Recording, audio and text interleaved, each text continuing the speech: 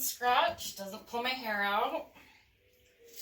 Especially since I just dyed my hair. Yeah. It's like kind of fried right now. I'm not pulling it out at all.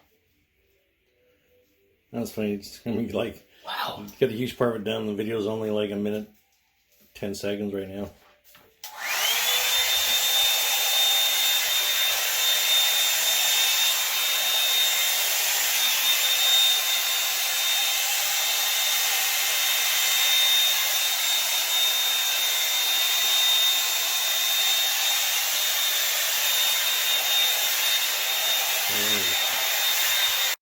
There we go. Started. Okay.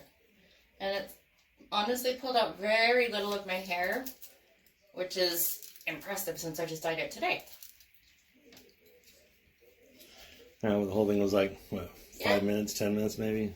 Oh, 6. The thing I liked about these is the way they save time, because oh yeah, instead of having to blow dry it, then you straighten it, yeah, or curl it.